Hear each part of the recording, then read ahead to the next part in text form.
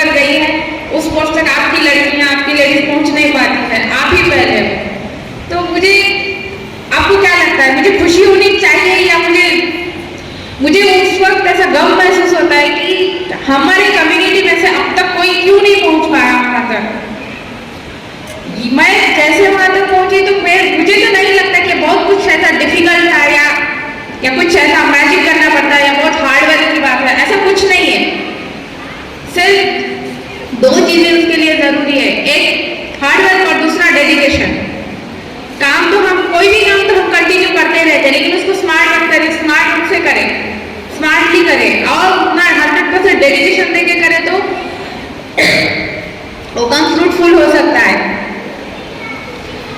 तो मुझे लगता है कि हर कोई लड़की, अगर आप ठान लो, आपके अंदर, सबके अंदर उतने गट्स है जो गट्स मेरे अंदर है। अगर मैं डेप्यूटी कलेक्टर, तहसीलदार, जो भी है, मैं बन सकती हूँ तो आप भी बन सकते हो।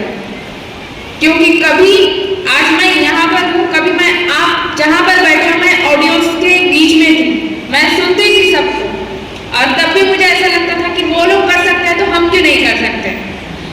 हम भी कर सकते हैं, हर कोई कर सकता है, हर बच्ची कर सकती है, हर बच्चा कर सकता है। और दूसरी एक बात, हमें हमारे पेरेंट्स का जो है तो एक भरोसा हमें जीतना पड़ेगा। उसके लिए एक फेथ होता है, अगर आपके पेरेंट्स को आपके ऊपर उतना फेथ हो और आप उनके फेथ को सही साबित करके दिखाओ, तो मुझे लगता है ये आपके लिए नहीं, सबके लिए एक अपॉर्चुनिटी है। अगर हम डिसाइड करो तो कुछ भी हो सकता है। मैं आज आपके आगे यहाँ पर ठहर के जो कुछ बोल रही हूँ, ये सब प्रैक्टिकल है, इसमें ऐसा हाइपरबोलिक या ऐसा फिलोसॉफिकल कुछ नहीं है। मेरी अगर जर्नी बताऊं तो आप यकीन भी नहीं कर पाओगे, फिर भी आपको इसलिए बताती हूँ, आप एक मेरी नहीं, एक स्टोरी समझ के, आप एक ऐसा समझो कि मैंने स्टोरी बता रही है एक लड़की की, और आगे चल के वो स्टोरी जो है सच में बदल गए। हम बहुत सारे स्टोरीज पढ़ते हैं, लेकिन आप सिर्फ समझ लो इस बात को। एक बच्ची थी गांव में, उसके फैमिली में बहुत गुर्बत यानी गरीबी थी। फैमिली एक्सटेंडेड फैमिली थी, 4 बहनें थे, 2 भाई थे, और उसके जो फादर थे, he is a mentally challenged person, mentally sick, तो वो कुछ नहीं कर सकते थे, और जो पूरा फैमिली का जो रिस्पॉन्सिबिलिटीज थी उसके अम्मी के ऊपर थी। तो उसके अम्मी का सिर्फ एक ही इंटेंशन था कि किसी तरह मैं अपने बच्चों को परवरिश दूं, खिला कर बड़ी करूं, उनको पढ़ाऊं लिखाऊं। सिर्फ घर में एक ही रूम थी, एक रूम में इतने लोग रहते थे। उस लड़की की अम्मी डेली खेत में जाकर लोगों के यहाँ पर काम करती थी। उससे बड़े 2 भाई थे, 1 बहन थे।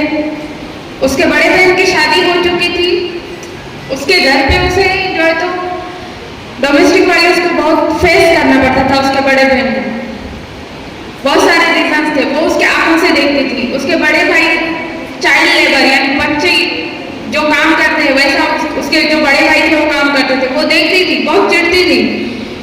उसके फादर्स की सिचुएशन देखती थी, उसकी अम्मी की सिचुएशन देखती थी, उसके अंदर बहुत गुस्सा था, पूरे सिस्टम्स के खिलाफ गुस्सा था और उतने ही जज्बात थे। लेकिन उसके समझ में नहीं आता, बच्ची छोटी थी, 8-9 साल की बच्ची थी,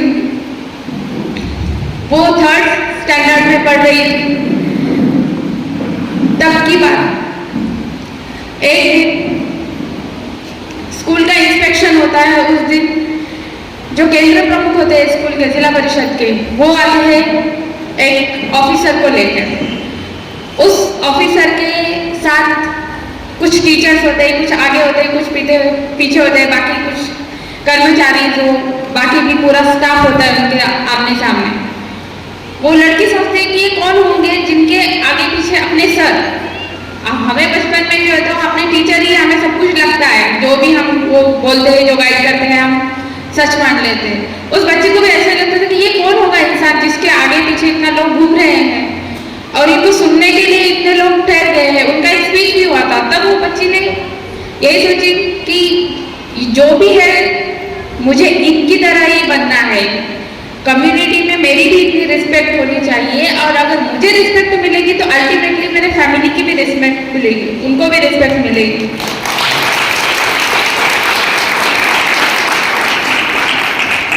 You can imagine, she is just 9 years old.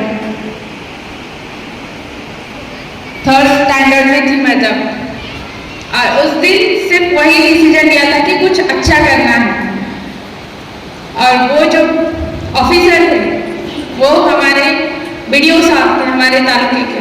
मैंने लाइफ का पहला ऑफिसर देखी थी, तब मुझे वो भी नहीं पता था कि वो बीडीओ, मुझे बाद में जाके पता चला। लेकिन तब का मेरा डिसीजन था, और तभी मैंने डिसाइड करी कि मुझे बहुत मेहनत करनी है, बहुत पढ़ना है। और तब मतलब ज़्यादा आइडियल नहीं सोचती थी, सिर्फ इतना सोचता था कि मुझे अपने फैमिली के लिए कुछ अच्छा करना है। जो मेरी फैमिली जो सिचुएशन में जी रही है, मैं जो कुछ देखती थी मुझे लगता था कि ये सब मुझे बदलना है, मुझे ये सब कुछ चेंज करना है। इसलिए मैं वो बच्ची दिन रात मेहनत करती थी। उसके घर में लाइट नहीं थी उस वक्त, जो केरोसिन होता है, केरोसिन उसका चिराग होता है, तो वो उस छोटे चिराग में पढ़ाई करती है। 4th स्टैंडर्ड की स्कॉलरशिप में, चौथी की जो स्कॉलरशिप होती है उसमें वो तालुका में फर्स्ट आती है, और उसके बाद उसे कहीं पर भी ब्रेक नहीं लगता है। वहां से लेकर तो एमपीएससी का एग्जाम होने तक सिर्फ एमपीएससी का एग्जाम ही होगा जिसमें मैंने सेकंड रैंक दी थी। वहां से मैं अपने 4th स्टैंडर्ड से लेके तो मैं एमपीएससी की जर्नी तक मैंने कभी अपना पहला नंबर नहीं छोड़ा। मैं पहले नंबर के लिए कोशिश नहीं करती थी, मेरा गोल कुछ और था, लेकिन इतनी मेहनत करती थी कि मुझे अपने गोल के अलावा कुछ दिखता ही नहीं था। मेरे आगे इतने बैरियर्स थे, इतने प्रॉब्लम्स आए मेरे लाइफ में, मैंने लेकिन कभी उनके ऊपर ज़्यादा फोकस नहीं करी, गौर नहीं करी। मुझे सिर्फ यही लगता कि ये जस्ट टेम्पररी प्रॉब्लम्स है, मुझे इन्हें ओवरकम करके आगे जाना है। मैं जब 10th को थी तो हम कितना एसएससी का करते हैं, एग्जाम्स है, बोर्ड के एग्जाम है, बहुत पढ़ना है, ट्यूशन लगाना है, ये है वो है, ऐसा वैसा। उस वक्त मेरे घर में लाइट भी नहीं थी, सेम सिचुएशन। मैंने चिराग पर पढ़ाई करके 10th को, जो हमारे स्कूल का सेंटर था, मैंने सेंटर में फर्स्ट किया था। और 12th को हमारे गांव में सिर्फ 10th तक की स्कूल थी। मैं जिला परिषद की स्टूडेंट थी, मराठी मीडियम की। और 12th को कंधार में प्रियदर्शनी गर्ल्स कॉलेज में पूरे तालुका में फर्स्ट नंबर था मेरा। आजकल का कल्चर ऐसा बन गया है कि आप अगर प्राइवेट ट्यूशन लगाओ तो ही आपको अच्छे मार्क्स आएंगे। आप ज्यादा पढ़ाई जितनी करते हो उससे ज्यादा उसका जो है तो क्या बोलते हैं उसे,